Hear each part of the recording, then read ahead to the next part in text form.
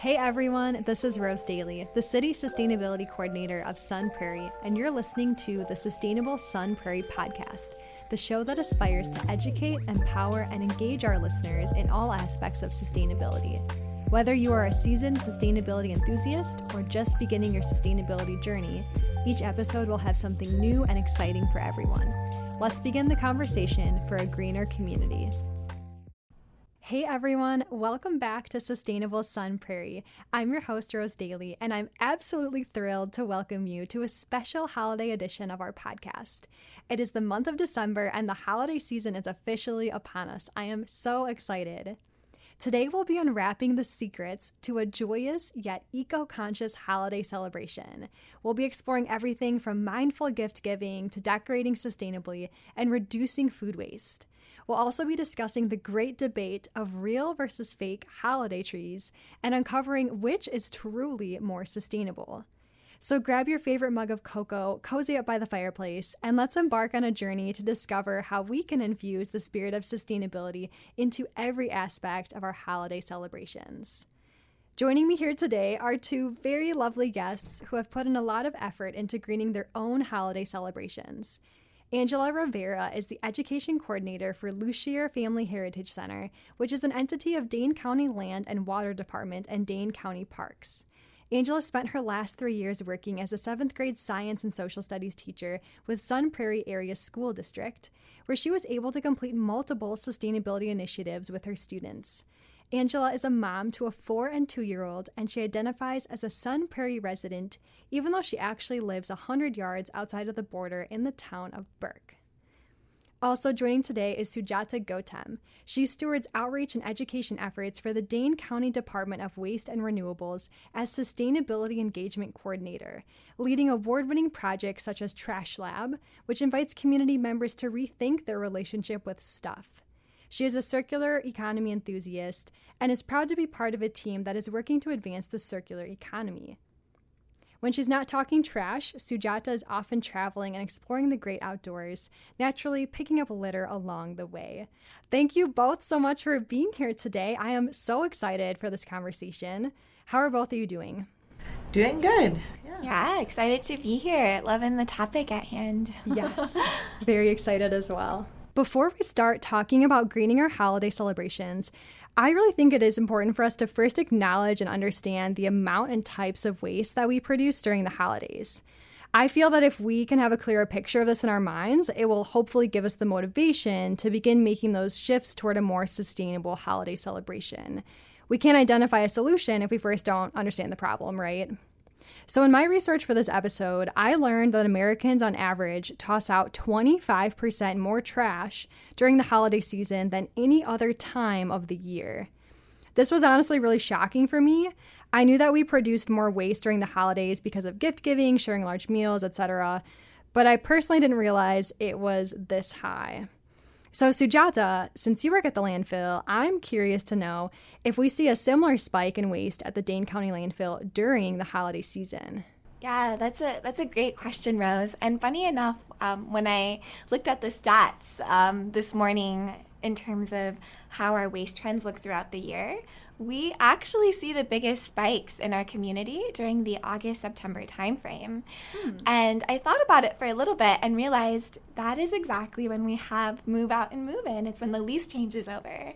And we tend to see a lot of waste generation at that time of year because we live in Dane County, and Madison hosts University of Wisconsin, and there's hundreds and hundreds of students that are making that move, and so that's actually when we tend to see our spikes at our landfill. But I will say we definitely see the waste composition change closer to the holidays. We'll notice a lot more plastic wreaths maybe coming in. We accept holiday string lights for recycling at our Clean Sweep program, so we'll definitely see a lot of holiday-related waste either coming into the landfill or coming in to get recycled at our facilities. Okay, gotcha. And that's really interesting, but I think it does make sense. I know when I was a college student, I was moving out of my dorm, there was a ton of waste produced. Students were throwing furniture in the garbage. Right. So I think that does make sense. I was originally going to say, does that mean we're really good about waste around the holidays here? But I think maybe it's overshadowed by that. I think so. And I will note that we do call that move out, move in weekend hippie Christmas around here because it does feel like it is a holiday, and we do see a lot of waste generation around hippie Christmas holiday. So it's the best time to go dumpster diving, essentially. Yes, or just even rousing the neighborhood, and people put a lot of good things in the curbs, which is nice too, but inevitably we do see a lot of that at the landfill. Gotcha. So a question for both of you, now that we've kind of identified this, greater amount of waste that's being produced around the holidays, where specifically do we see waste in our holiday celebrations? For me, like when I decided to have children, we actually have like way more waste now, and partially I think it becomes with family members loving our children so much. They want to give them so many gifts, which I really appreciate all of that, but I feel like we just keep getting things, and my kids, they're 4 and 2, so they just like move on from things very quickly. So we end up seeing a lot of stuff coming in, especially gift wrap, like where I'm like trying to reuse all these bags from multiple years ago, and then also we have tons of gift wrap at our house from having family visit. Just like spikes ours up. So just having those family gatherings, like you mentioned before, like definitely is a big waste generator in our house where we can control what we're doing, but then we are inviting our family in, and it changes the dynamic of our home. Right. That is a struggle. Going to the gift wrapping, I try to wrap my gifts that I give people in cloth or like a recyclable paper, but I can't guarantee they're going to do the same for me, right? Yeah, absolutely. And I was going to say something very similar to Angela, and that's where I mostly feel the pain points around the holidays, where I'm like, oh, my loved ones are so kind and want to gift me things, but I don't want all this packaging waste. And luckily, my close relatives know me at this point, so they'll make sure they like give me a gift in like something that's easily recyclable. So I really appreciate that the loved ones that truly like know you will go the extra mile to kind of make sure they're giving you a gift that you can fully appreciate in terms of its low impact on the environment. That's definitely a struggle. Yeah. I'm wondering if you guys think we have a culture of returning gifts after the holidays for maybe things we didn't want or didn't need. Do we have a culture of that here in America? I feel like yes and no. Like I remember when you were talking, I was thinking about this exactly, as like my family used to like give me gifts, and then I would like have this such anxiety over the fact that they gave me this and I was not going to use it, that I would come back later and be like, can I have a receipt to return it? And it's so painful. Like I feel bad, but now they just give me the receipts. But is that great? I don't know. So I can at least return it for something that I know I'm going to use and in my lifestyle that I have, but I don't know what happens to that stuff after it goes back to the store. Yeah. I think that's so great that you're bold enough to ask for the receipt. I know what I tended to do growing up was I would keep the gift even though I knew I wouldn't use it, but I would write a note on it that told me who provided the gift and keep it in a corner of my closet where I kept all the gifts that people gave me that I wasn't going to use, so I could find opportunities to re-gift it throughout the year. And the crucial thing was to make sure you wrote who gave it to you so you don't accidentally end up giving them that gift back. So I that was sort of my strategy for navigating that. But I feel as a kid, I do remember going to the store right after the holidays and just seeing incredibly long return lines and wondering, wow, are all the things that people return truly going to make it back on the shelves or get bought again to be used? And I'm not sure how much of that gets thrown away. Yeah, I like to think that when I return a new gift to the store, same situation, you got something you don't want or you don't need, you get the receipt for it, you bring it back. I was under the impression that those returns would go back on the shelf. But I did a little research into this because I was curious about it too. Like what happens once that gift is out of our hands and back into the store's hands. I found through the National Retail Foundation that around the holidays, we actually generate 5 billion pounds of landfill waste, which is directly from returns, gifts that are returned because the receiver didn't want them. And that blew my mind. And I didn't understand that because a lot of times these are brand new gifts that someone just didn't want. They didn't necessarily open it or use it. So I did a little bit more digging, and I found that a lot of times companies, it's going to be more affordable for companies to simply throw the item in the trash than to spend the time and money inspecting the product and then relisting it or reshelving it, which is, I think that does make sense.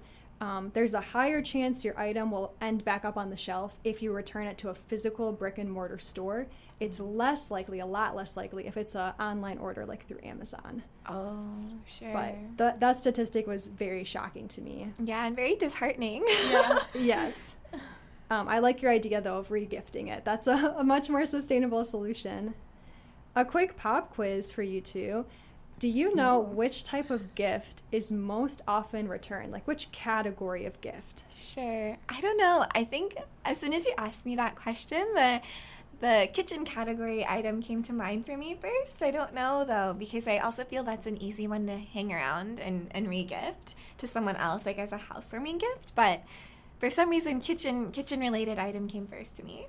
And I'm thinking maybe clothes. Okay. Because I feel like it's really hard to get a person's size right, but then you also think of like personal style. And if people are just buying some, I don't know. That's I don't a good like one, when people yeah. buy me clothes. So I'm with that's you, my yeah. guess. I'm too picky, right? So, Angela, you're actually correct. Yay. 43% of returns are clothing or accessories. But then, Sujata, you're also right there in second place. Oh, 20%. look at us. Awesome. 20% is household items, so including stuff for your kitchen. So Sure. that's crazy. Now, the lowest one on the list, so here's what you can buy people that they pretty much won't return. The lowest item is music, food, and drinks. So you can't That's go wrong always with a great those. gift. Yeah. You don't know what to get, just get food. Yep. So, Angela, you also brought up gift wrapping, and we had briefly talked about that. But I found that around the holidays, Americans throw out 2.3 million pounds of wrapping paper. Wrapping paper is super lightweight. How do we get to 2.3 million pounds? That's absolutely insane to me. And something else is the majority of wrapping paper is not recyclable. There's this test you can do where if you take your piece of wrapping paper and you crumple it into a ball, if it like uncrumples slightly, that means there's like plastic in it and you can't recycle it. If it stays in its crumpled shape, it's fully paper and you can recycle it. But majority of wrapping paper is glossy or has glitter on it or foil or something else, like some weird texture on it, so that you can't actually recycle it. And I think that's why so much of that ends up in the trash. Yeah, and if you're like me, you can pick a plain wrapping paper and then, you know, a cute little ribbon, which I end up keeping the ribbons, and I like scrapbook with them. Yeah. So I have like this big pile of like random ribbons from like over time that either I'll reuse, like bows. My family always kept, so we like just take the bow off, put it back in a bag for the next year. But like pretty ribbons, like, you know, you can jazz up a gift like with some like recyclable material, or you can, you know, use newspaper or whatever you're finding and like jazz it up with a little bow that you might have. But then again, like, will the person you give it to use it for that purpose? If you give it to me, I will definitely be like, oh, I'll keep that sparkly yellow bow. So. I love that. If you can extend the bow's life a little bit, it's going to make a difference. Right. Yeah. So I think another area around the holidays where we see waste is through our decorating. Have either of you heard of or experienced the decoration turnover?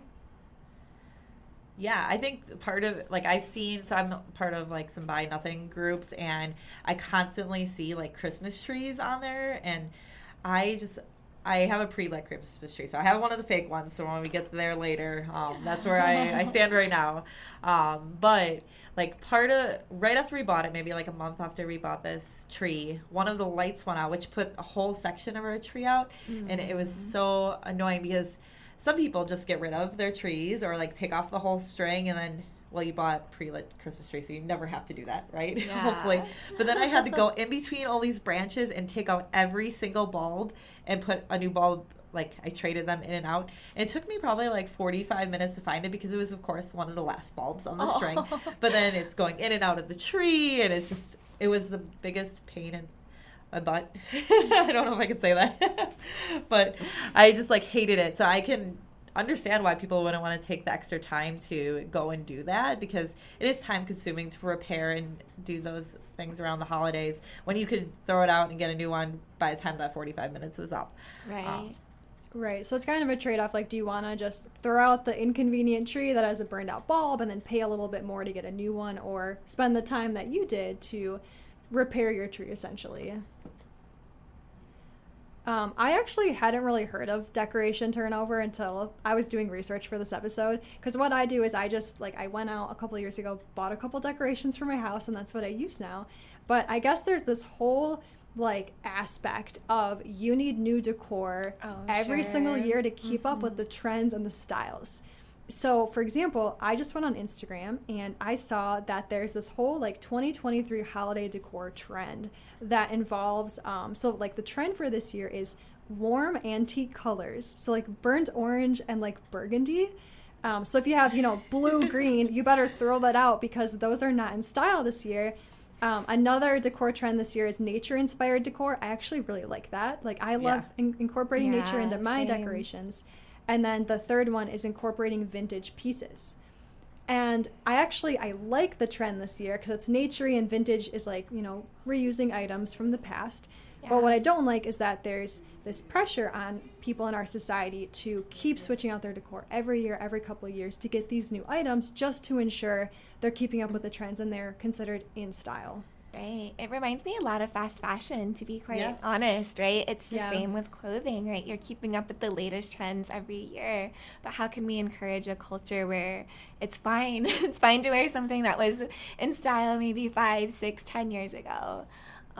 So yeah, that's mind-boggling to me, and I'm not surprised to hear. I don't think I knew of the term decoration turnover, but I certainly was aware that people are very into sort of doing something new every year to have a fresh look, and it is unfortunate. I'd like to think people, if they did that, were sustainable about how they did it and maybe tried to reuse some of the ones that they did from year to year, but I know that's probably not everybody. And as I mentioned earlier, too, we definitely see a lot of, like, decorations coming into the landfill, like plastic wreaths that might have gotten a little too loved, for example, and other sorts of plastic decorations coming in. Yeah, I didn't know much about it, but, like, I'm definitely not a style person. Like, decorating my house has been the hardest thing in my world. It's mostly blank still, so I pick my couple things and that's what I use. I like it. No, because I just can't do it. It's too stressful. But I definitely know some people who are, like, they love the style of their home, and it does look beautiful. Mm-hmm. But I wonder if, like, part of that trend could be moving more towards rentals, and, like, how does that move in, like, where you could use this piece, it will look really pretty for Christmas, but then it will also be used for wedding later when it's not with the same colors. I like that idea. Yeah, for sure. That's great. That's like a $1 million idea. You could start that business right now. Well, there's a lot of actual, like, rental companies in the area that do. I just helped plan a friend's wedding, and we were looking at different rental things, and I definitely could see some of those bigger items that would cost a lot that you might not use, that you could repurpose in different spaces if you're looking for it. Yeah, I think that needs to be a thing here. Yeah. Rental decoration company. I'd be down for that. Another part of decorating, or I guess, like, traditions where I see waste in my own life, I was thinking back to this and it made me cry because of how wasteful it was. But when I was growing up, we used to make special reindeer feed for Santa's reindeer. We would mix oats, which reindeers like to eat, with glitter. Because Santa's reindeers, they don't just eat oats, right? They need special oats that have glitter in them. So we would, like, mix up a big batch of, like, oats and, like, gold glitter. And then we would go out to our front lawn on Christmas Eve, and we would, like, sprinkle this mixture all over our lawn for Santa's reindeer. So they could have a treat when they visit our house. And as a kid, I was like, yes, this is so cool. Like, our yard's sparkling now. Santa cannot miss our house. But looking back, I'm like, oh my gosh. For years, we were dumping glitter into the environment directly. I feel like if I go to my parents' house now and, like, dig in their front yard, I'm going to find glitter. Yeah. So I think there's also traditions we have that just produce a lot of waste. And they're fun traditions, right? They get the kids excited. They get us excited. But overall, at the end of the day, we're just essentially creating waste through them. Yeah. Thinking of, like, bringing that tradition piece back to, like, what we started with, like, the types of gifts and things like that.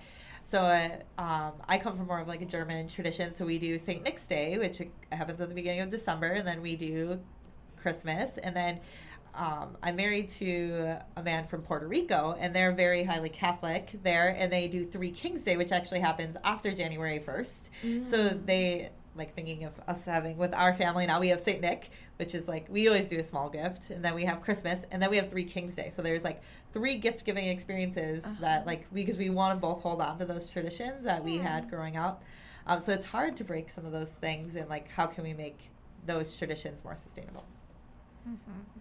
Very true. Yeah, we have to find a way to kind of compromise with some of those traditions and with our culture, which sometimes creates barriers to moving towards sustainability. So something else that I could see a lot of, because I know growing up, like always on Christmas Eve, we went to our neighbors and we would go to multiple holiday parties, but there's tons of food waste. Overall, in the U.S., we waste about 40% of the food that's produced, and that's from farm to table. Yeah, I know. That's crazy to think about. And when you think of all the people in need of food, especially during the holiday time when there's a lot more giving and consideration for donation, we actually can produce enough food for all the Americans that we have now, but we aren't able to even get it sometimes off the farm.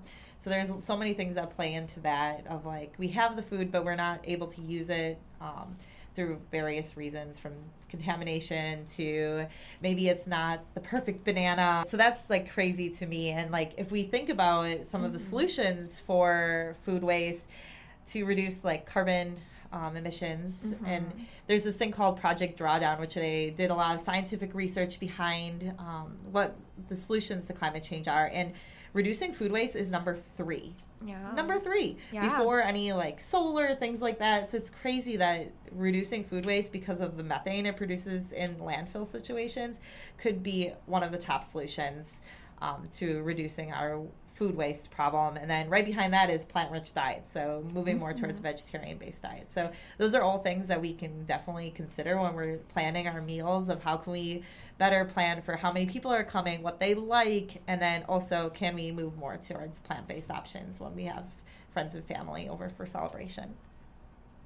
Absolutely. And just to sort of piggyback on that, you know, since I work at the landfill, we have a pretty good idea on the waste composition that we see coming into the landfill, as we do waste characterization studies every so often to examine the percentage of, for example, paper, plastics, metals, glass in the waste stream. And the most recent waste characterization study that we conducted back in 2020 illustrated to us that 34% of the material we're getting in the landfill currently is organics. So that includes, like, wasted food, unedible foods, etc. So it's a significant amount of material that we see. And I think, you know, the statistics that we get 40% of food thrown away that's bought, you know, from the grocery store, you know, resonates. It kind of makes sense, because I see how much food waste we get. And when I talk about it, I tell people, you know, throwing away 40% of the food that you get from your household is literally like going to the grocery store, buying 5 bags of groceries, and then as soon as you walk in the door, throwing two of those bags in the garbage can. That's essentially what that means. Yeah, and when you look at, like, what's being wasted in the food waste realm, like, it's mostly fruits and vegetables. So think about, like, what you're buying at the grocery store. Fruits and vegetables tend individually to be cheaper than, like, meat. So we're wasting mostly fruits and vegetables, which are cheaper than the meat that we're consuming. So we're eating the meat because in some aspects we value it more because we've spent more on the product. Where fruits and vegetables, like, oh, that salad went bad, I ate half of it, it's okay. But we would never do that with, like, a nice filet mignon, right? We wouldn't want to waste the other half of it. So it's interesting when we're thinking about what's being wasted and what's being prioritized. It is in somewhat a good way. We're prioritizing eating the meat, which has a bigger carbon footprint than the fruits and vegetables, but we're still wasting so much of that product that we are purchasing. And some of it goes back to not knowing how to store it or not knowing what to use it for, or, you know, high ambitions that we don't have. Right. author. And I do think around the holidays we do see a lot of fruit and veggie platters or salads or totally. appetizers, and I do think those go bad first, like you said, and those are the ones that will get thrown out. Or those are the items that people don't want to take home with them as leftovers. They'd rather get the mashed potatoes, the gravy, the turkey, the cookies. Exactly. I think another place where we see a lot of waste is through greeting cards. This one's a bit more difficult to visualize because we essentially receive greeting cards and then we mail them out. We're not, doing anything that is creating waste with them. And we've actually been doing this since the 1860s. This is a big part of our culture, is sending holiday greeting cards. I found the statistic that every year the U.S. mails 1.3 billion holiday cards per year. That's going to be a lot of paper used, but there's also greenhouse gas emissions associated with that because our mail trucks have to make extra routes around the holidays to deliver all of those greeting cards. So another statistic related to that is all these greeting cards we are shipping out across the country, the emissions associated with them is the same as the amount of energy we would have to use to charge 22 billion smartphones. So that's maybe that'll help you visualize. Yeah, that's a lot. I can't even imagine 22 billion. Another one is the amount of energy that would be used to power 22,000 homes for 1 year. So that's easier for me to visualize. But the emissions, equivalence is that for our greeting cards, which is insane, right? And greeting cards, you look at them for 1 second, maybe you hang them on your fridge for a month, but at the end of the day, they're going to end up in the trash. And same thing with wrapping paper. A lot of them can't be recycled because they're glossy or they're a photo card or they have glitter on them. Since we're talking about energy used to power homes, I think we also see waste from energy around the holidays. We're all trying to light up our houses, have the biggest, brightest house in the neighborhood. We have new decorations inside and out that are requiring energy, or maybe we're using a lot of crock pots for cooking. That's going to draw extra energy. We have our heat on to keep our guests warm. There's going to be energy usage there. So I think it's necessary for us to use energy around the holidays, but I do think there are ways we can cut back on the energy to prevent waste. Absolutely. And I feel the same way for transportation as well. During the holidays, right, there's a lot of travel, seeing loved ones far and wide, and there are a lot of miles racked up during that time, whether it's vehicle miles or flight miles. And I often, myself as someone who's an avid traveler, feel that guilt of, oh man, I want to see my loved ones, but I have to take a flight halfway across the country, and that's such a huge carbon emission impact on the environment. And so I've tried to adopt some strategies to help me feel a little bit better about traveling by first just seeing if I can bus or train it. The train can often be a fun way to see the countryside and make it to a loved one. The trade-off, again, is that time factor.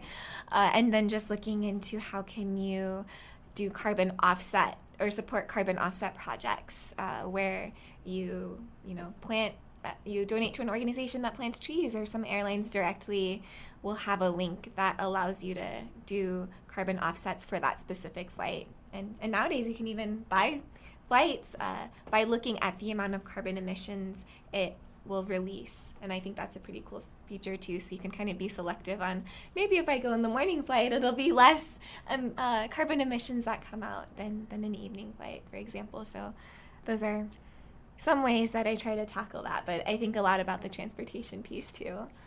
Yeah, I like that, what you just suggested of looking at those things, because I grew up, and we just had the four of us, me and my sister and my parents, and we never traveled. And then I got married, and we're like, okay, we should, kind of spread the love during the holiday season, and nobody lives in the same place. So, we have people in Florida and Virginia and Pennsylvania and California. So, we're all traveling whenever we want to all get together.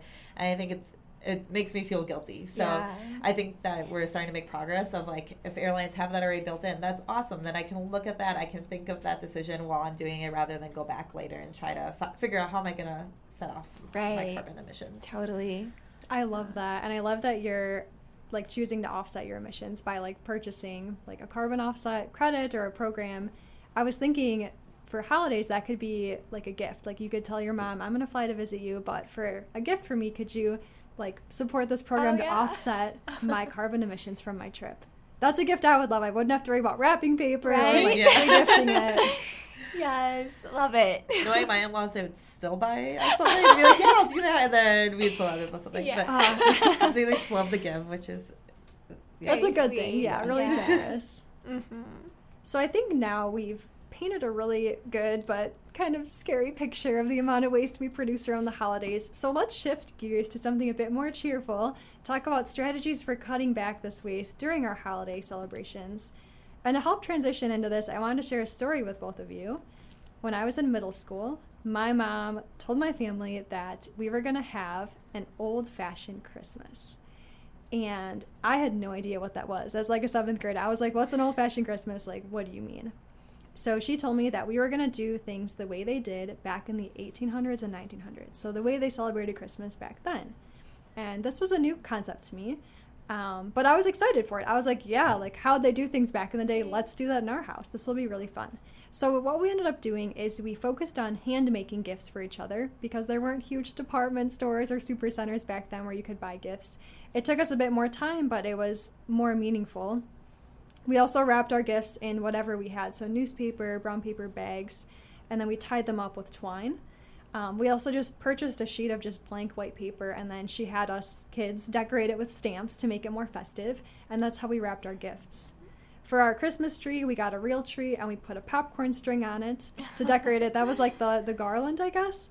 And then we took orange rinds, we dried them out, and we like cut them into shapes, like into hearts and stars, and then we would string that on as ornaments. And then we also made some other ornaments too. So we had like a homemade like Christmas tree ornaments. And then the last thing we did is we sent out very simple handmade holiday cards. And this was our like old-fashioned Christmas. Now I thought all of this was great, right? I was like, this is fun. We get to do crafts together. We get to like add like, you know, scented orange things to our Christmas tree. Love that.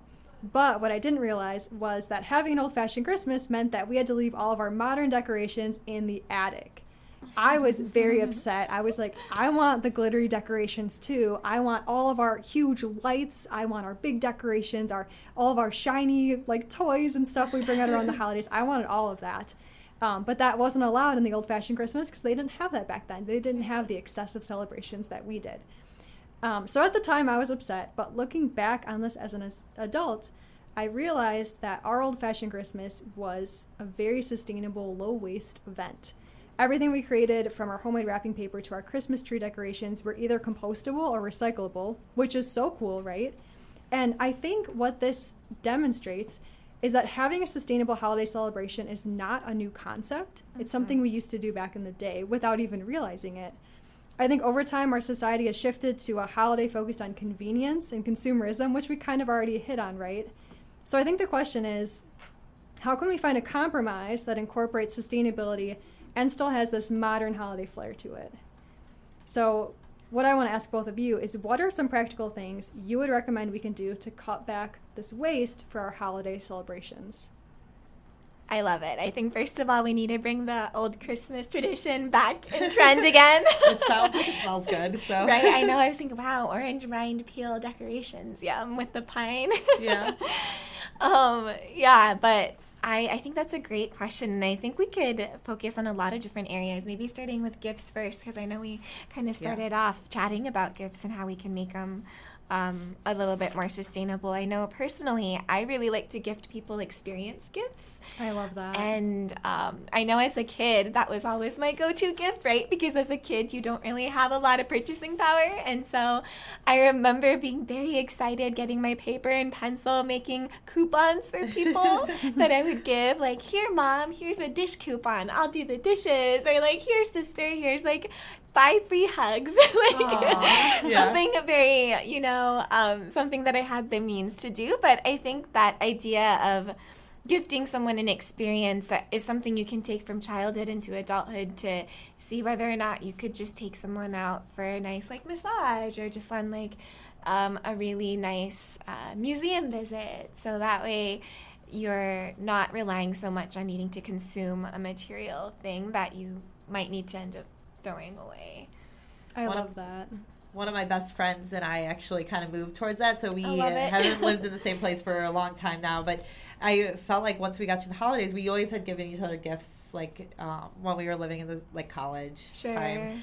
And then I was just kind of stressed out because I hadn't seen her in a while. We weren't living in the same place. I was like in Ohio and she was in Wisconsin. And then we decided, we eventually just moved to like, let's do something together.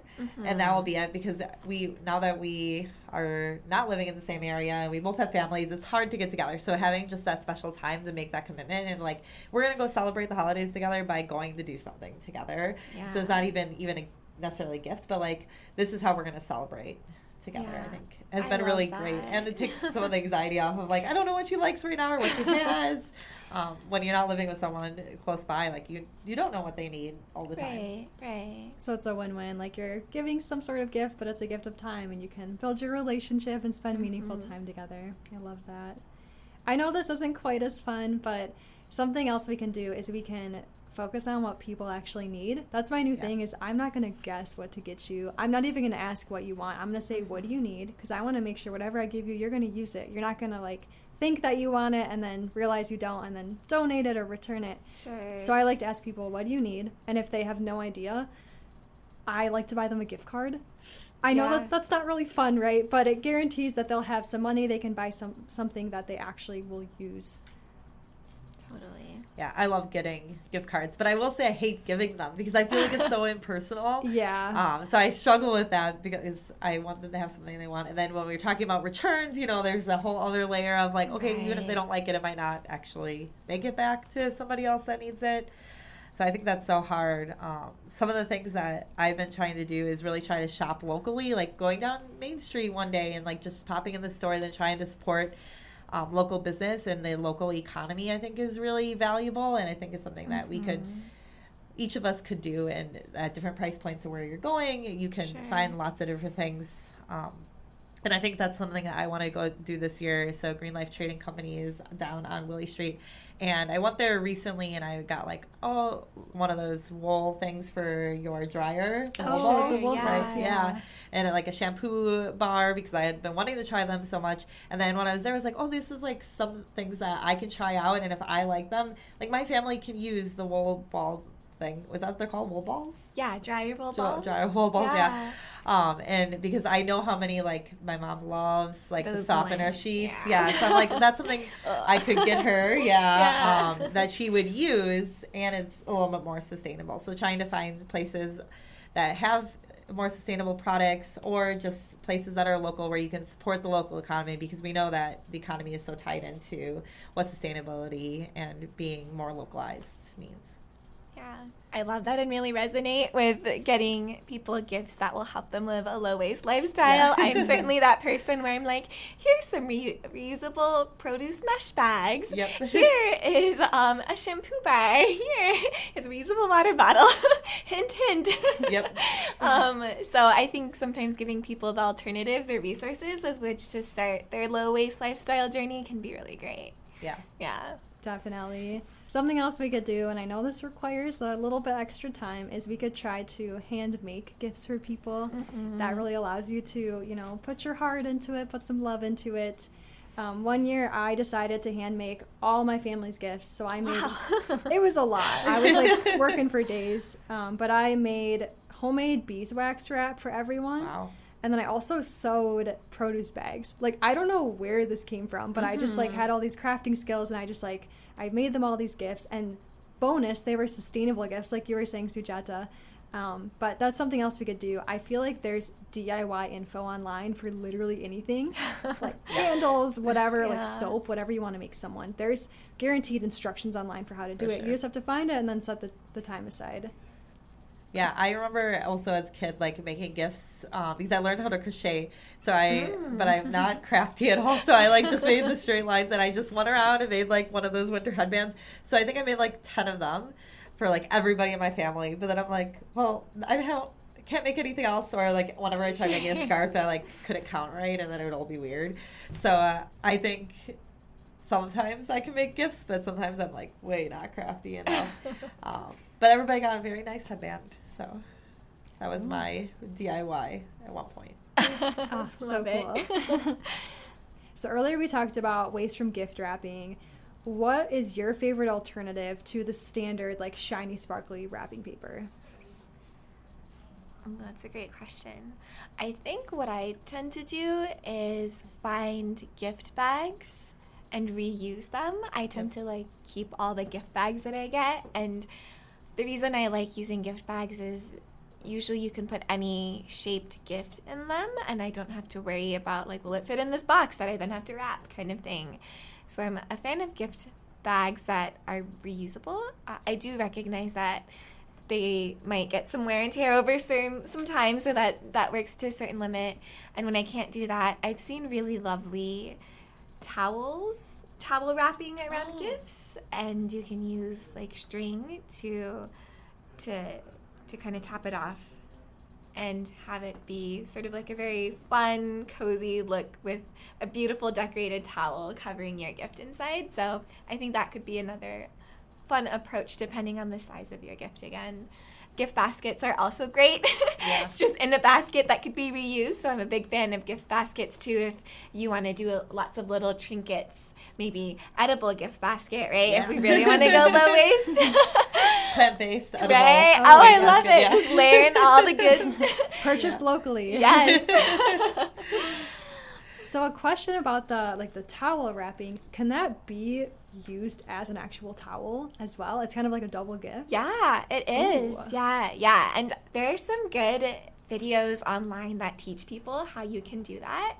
So if anyone is interested, or perhaps you're already into folding, like origami, that could totally be another thing that one picks up doing in life that could, again, just make for a better, more sustainable packaging option for giving gifts. Yeah. I think, it definitely has multiple uses. I think that's so important because I think a few years ago there was a lot of debate of, like, are reusable bags actually better for the environment or not? Yeah. So at the time I had done some research, and there's lots of different numbers, but kind of the one that the research kept coming back to is that you have to use a reusable bag 107 times before it's, like, more sustainable than other thing. I think I've definitely had some of my bags and used them 170 times because they're kind of worn down. But I think that's also something to consider is, like, are you going to use something more than one time? So I love the towel idea because it actually has another use rather than just being a bag that you have to wait for a certain holiday. But I definitely keep all my bags because I'm like, I'm not going to get rid of these. I'm going to reuse them, and it saves you money. Like, totally. They're expensive. I didn't realize how much bags were until recently.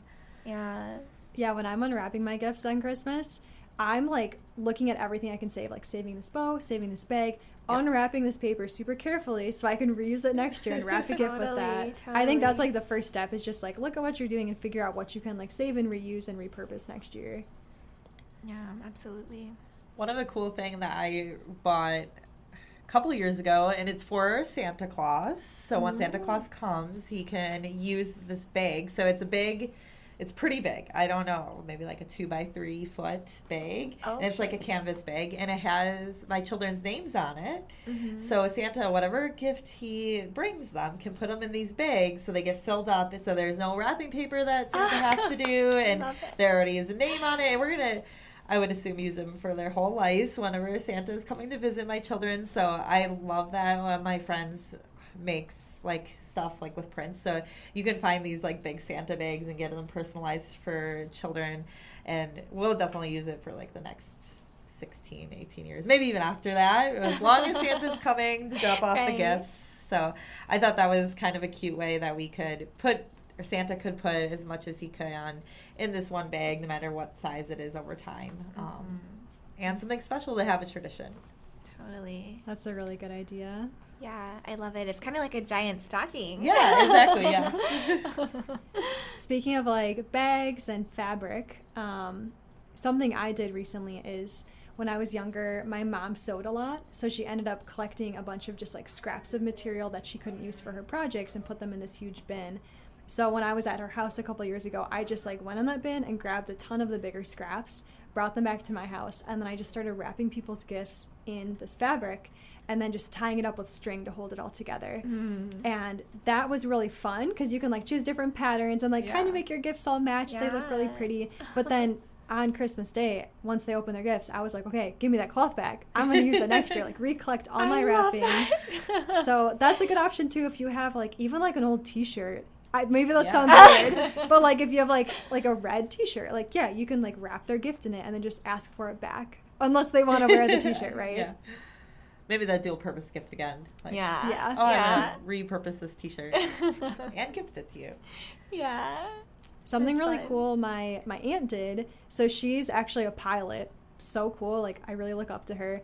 But she always has a ton of flight maps. And she would wrap our gifts in flight maps. Wow. And I was Pretty like, great. this is so Yeah. cool. Like, I would save the maps and, like, try to read them. Like, what are all these big circles? Like, what do these mean? And I think something else is we're all moving toward, like, Google Maps and using GPS. Guaranteed, like, you or your parents probably have some old paper maps somewhere. Can you, like, wrap all your gifts in maps this year and then, like, recycle those when you're done? That could be a fun option. Totally.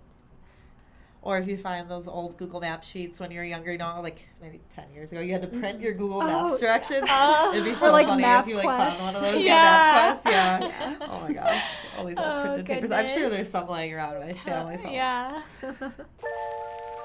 Hey everyone, thank you for listening to part 1 of our special holiday edition episode.